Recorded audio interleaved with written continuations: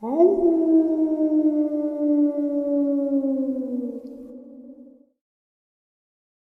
salutations, everyone. I hope everyone is still doing well, and welcome to today's bonus upload. Before we jump into it, a couple quick links. As many of you know, I rely on Patreon, PayPal, channel membership, and the merch to help the channel to continue to grow and go. Links to Patreon, PayPal, and channel membership is in the description below. Merch displayed directly under the video. Also, Dogman Frightening Encounters, Volume 1 through 3, the audiobook versions. They were written and researched by Tom Lyons, narrated and produced by me, Jeff Nadolny. Those audiobooks are available on Audible, Amazon, and iTunes, links to which are also in the description as well. And finally, last but definitely not least, if you'd really like to help support the channel to continue to grow and go, simply subscribe. It does not cost a cent. Click that like button. It takes half a second. If you don't want to miss out on any of the informative uploads that I put out daily, click the bell icon, and folks, please leave a comment and share the video. Why? Well, because all of these things really do help this channel to continue to grow and go. They definitely do matter, and they are appreciated. And with that, I have taken far too much of your time. Let's jump in to today's bonus, shall we? Alright guys, today's first encounter is an encounter that really kind of, I guess, resonates with how intelligent these creatures are, how strong, and truly how fast they are. They are the apex predator of the woods. These creatures are just truly a force to be reckoned with, and this encounter really proves that. It was the time of year for our annual caribou hunt in 1989, when my hunting partner and I ventured into the area below the Kewetinock Ridge, alongside the Kewetinock River in British Columbia.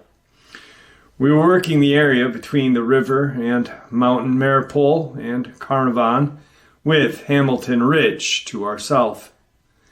It was a crisp morning, and we were seeing some animals starting to move, with none of them being to our liking, and the distance between us and the herd was far too great. Having seen this activity, we decided to follow the direction of the herd in hopes of seeing a more substantial animal at that point. We had made our way all the way down to where the warden's cabin is located, on the southwest side of Hamilton Ridge, and we're now at a point where we were sandwiched between Hamilton and Tosher Ridge, respectively.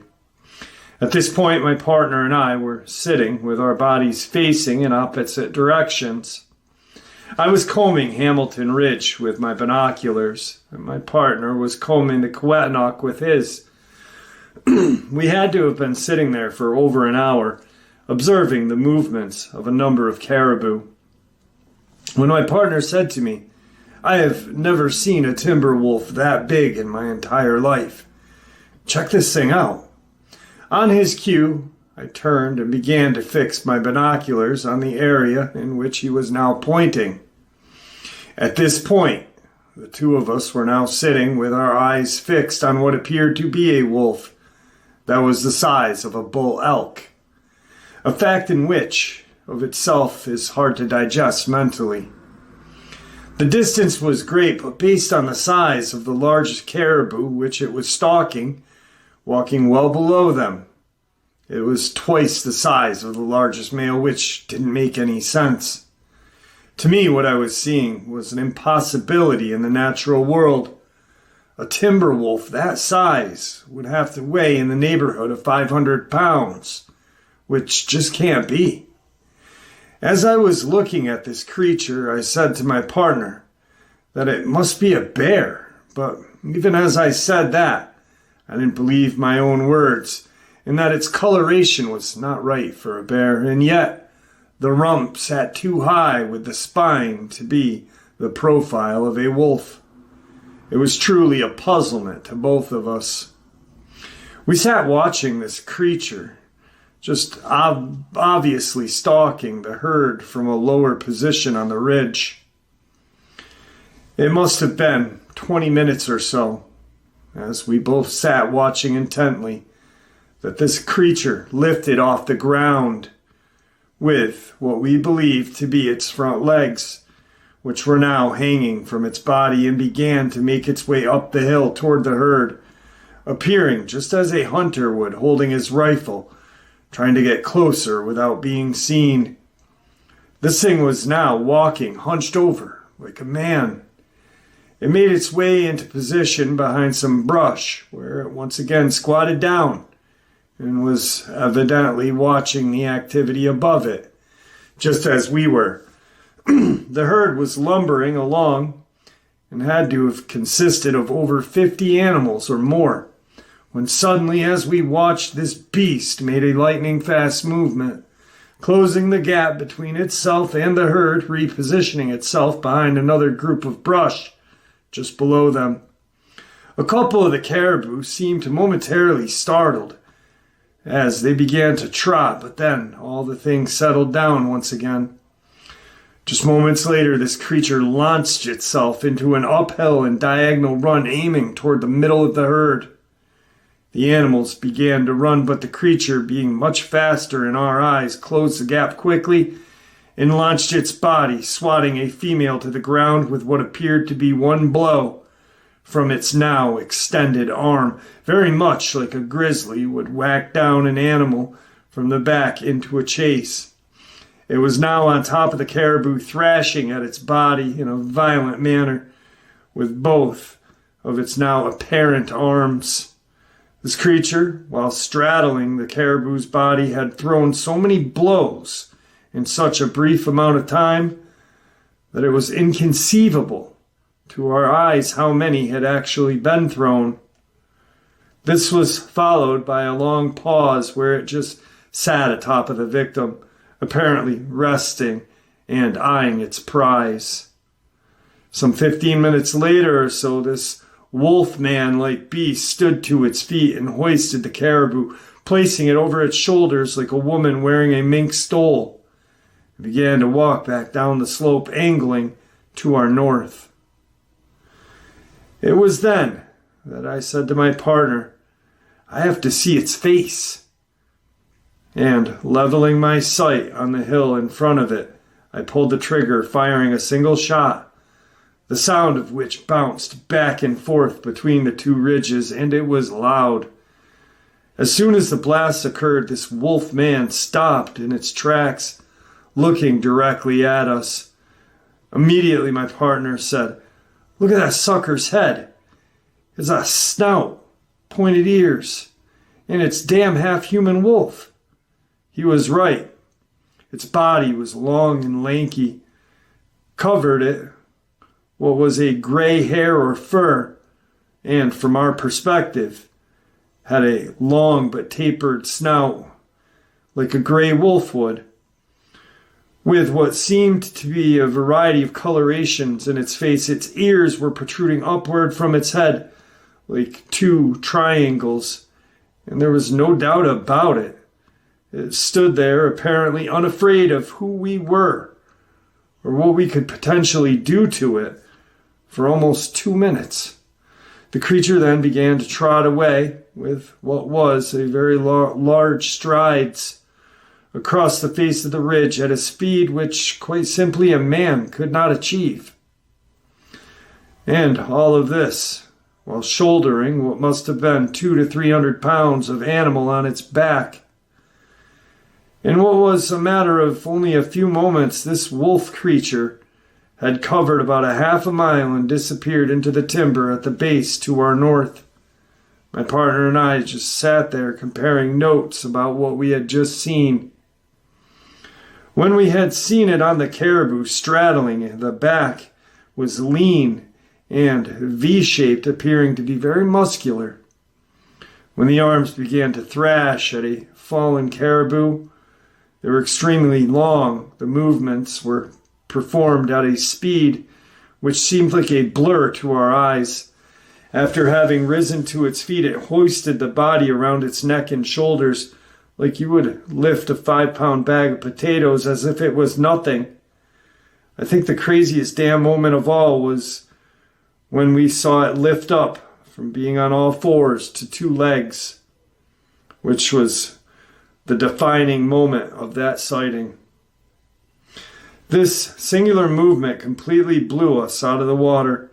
We both at that point knew that we were seeing something totally unique and, quite frankly, extraordinary, if not supernatural. And yet, there it was, hunting and walking, attacking a flesh and blood animal for food. It was just incredible. Now, I normally will break down some encounters at the end of the video. Sometimes I don't. But I really want to with this one right now. And the reason why I think this encounter is important is because you have 2 hunters who have nothing to gain out of sharing this experience. Obviously, older men. This is their annual caribou hunt, a hunt they've been doing for years. Very experienced woodsmen, hunters. And they witness this just apex predator at its best. It's not going after them, and they can actually witness this hunter hunt its prey and watch how just tactically and strength-wise, agility, speed, everything. I mean, most encounters we hear of is them hunting us or them trying to scare us or just a quick glance. But this is an encounter that really you can really learn from, learn their hunting abilities, learn that these creatures not only are fast and strong, but obviously intelligent and tactical, because it ambushed 50 or more caribou, only being heard once. And it was such a quiet instance of being heard that the herd went back to doing what it was doing. And then as it gets up, it doesn't go for a tail end or the front. It goes right for the middle. Like it knew, if I go for the middle, I'm not missing. I'm not going to miss. I have the most probable chance to get dinner this way. Which, it's a tactical movement. No one can deny that. This animal tactically hunted, and these 2 men were able to watch it. And to me, that is an encounter that I would pay money to be in that situation. I would be scared, obviously, watching it go down, knowing what we know. But these men didn't know. They bore witness to it for the first time at its maximum potential. Unbelievable encounter. Let's get to tonight's second encounter. Tonight's second encounter is a subscriber submitted email I received on the 29th of March. I live in Youngstown, Ohio, and grew up on the north side of the city. If you look up pics of the old steel mills, you'll get an understanding of just what I'm talking about. My buddy literally lived across from the street from the mills, and we would regularly go down there and investigate this massive area, all but shut down and dilapidated. We had this certain old buildings that we'd frequent, and one we turned into a home base. We spent weeks making walls, strengthening spots so no one could get in, especially the wild dogs that also frequented the area and were especially vicious. They traveled in packs of 6 or more. The building we went to all the time had no stairs, so we had to jump up to get in. It made it safer for us.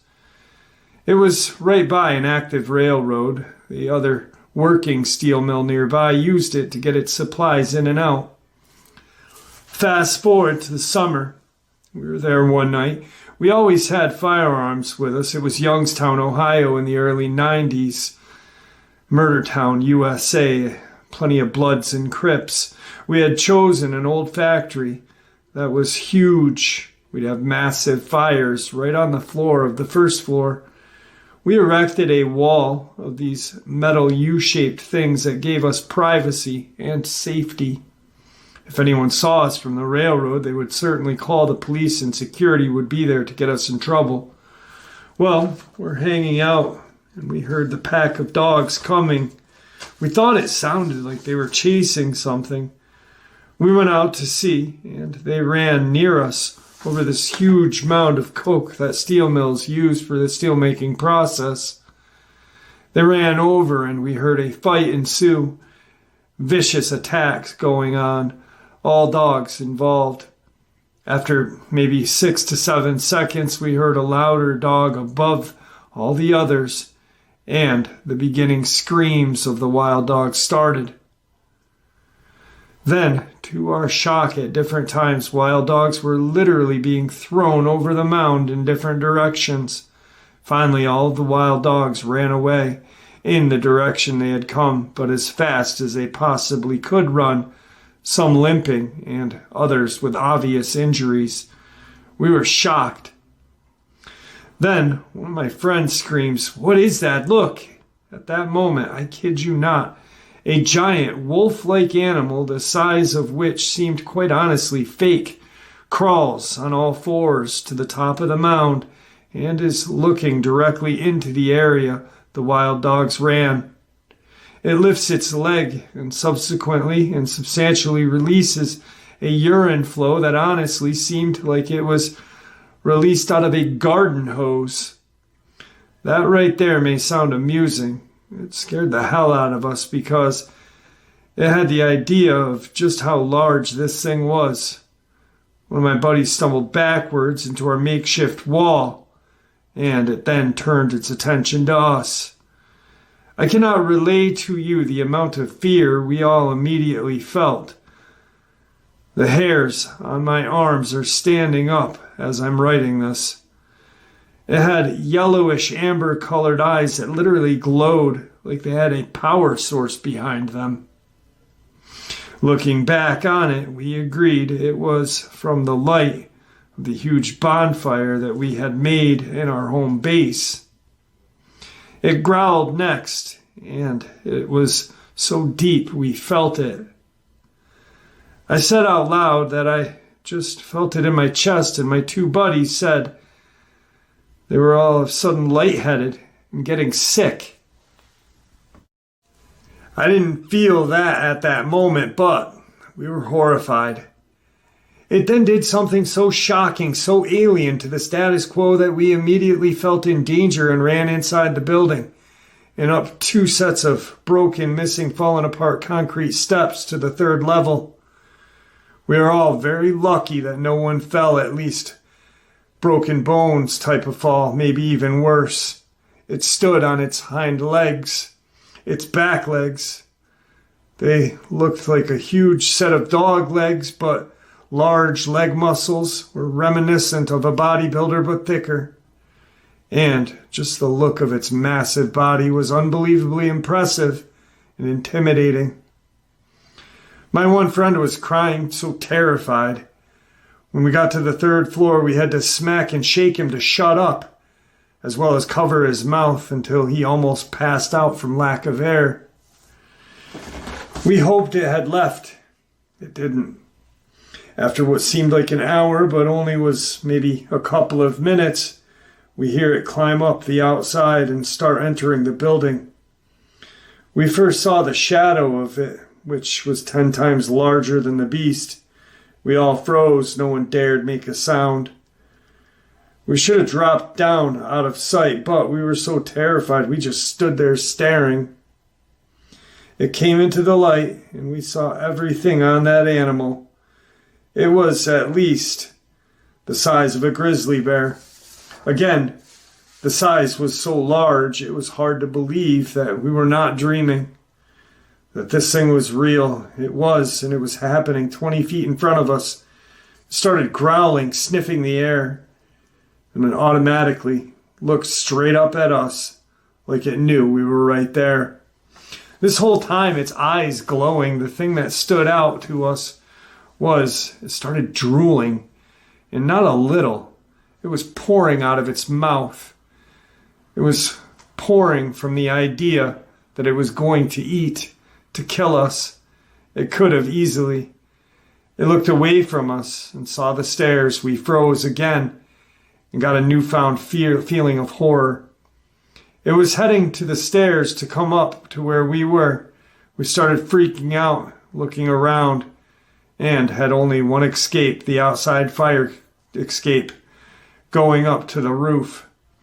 The part to go down had rusted and fell over long ago. It hopped easily over the 3 steps missing and was instantly on the 2nd floor. It was walking to the next set of stairs, and at that moment, we heard the most beautiful sound ever, a train coming right by the building, slowly too. They had to see the fire because when they were passing the building, they let loose the treason horn, and it freaked out this wolf-like creature. It looked towards the opening of the building and in 2 seconds was out of the building and gone. We all started screaming for help, which no one heard, but also we were just screaming from stress because we felt we were going to be okay, possibly. When the train could no longer be heard, the fear set back in, and we thought every single sound was this thing coming back for us. It didn't, thank God. We then started to remember we had 3 pistols with us. We all took them out, took the safeties off, and started making our way back down to the 2nd floor, waiting 20 minutes, and then to the 1st floor. Waited probably an hour before we ventured back outside, pointing our guns and flashlights in front of us. Remember, we didn't have LED lights in the early 90s. These were those cheap plastic ones that only lit so much. But 4 of them helped light the way. We thought for sure every second we were making our way back to my friend's house, this thing was coming after us. We heard the wild dogs from a distance and started running. We ran until we got to my buddy's house. Those of us who are still alive talk about it that night every time we see each other. And when we talk on the phone, we will remember that experience until we die. I still am in awe that these things exist. Every time I see or hear an experience with one of these, I freeze. I am instantly brought back to that night, and I feel true horror once again. Tonight's final encounter. My wife and I lived in Idylewild for almost 18 years of our marriage.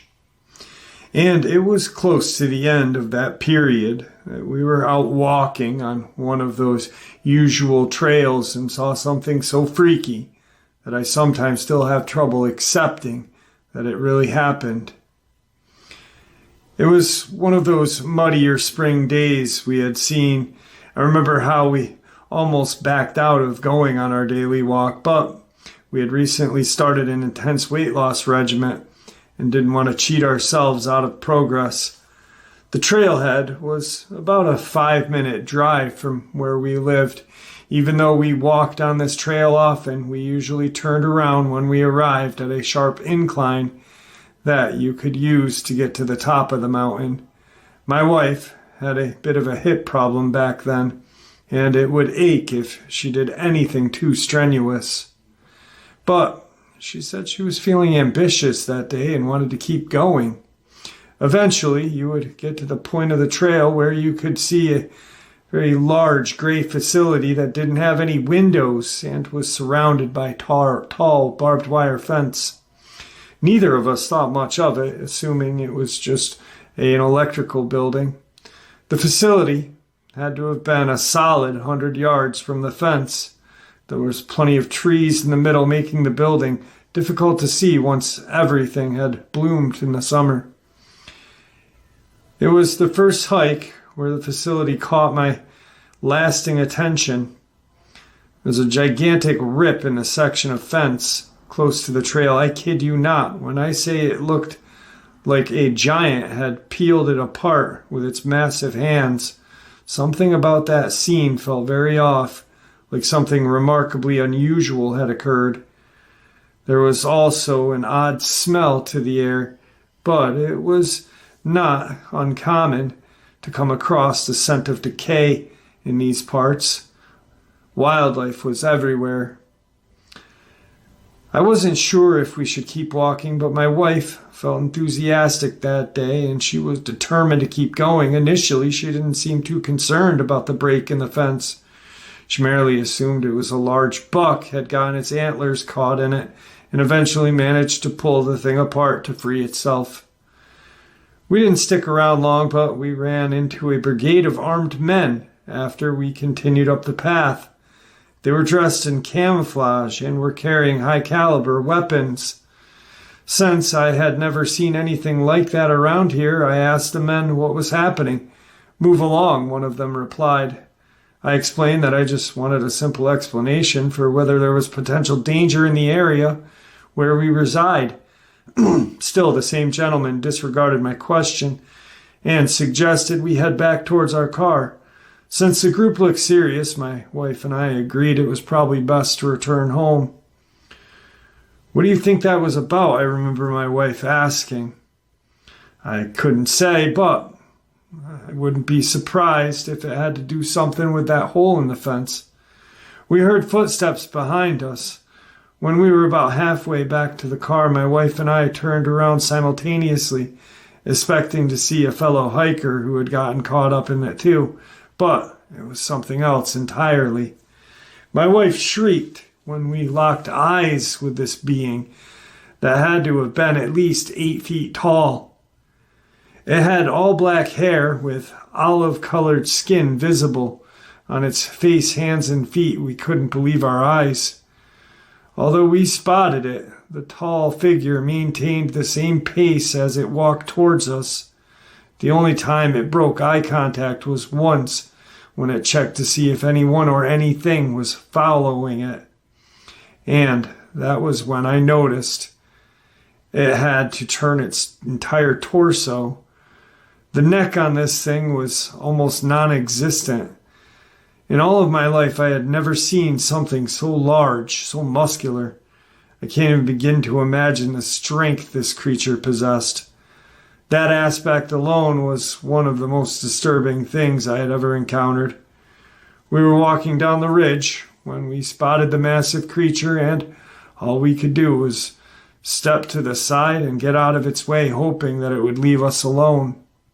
After we stepped out of its way, it got down onto all fours and ran like a large cat.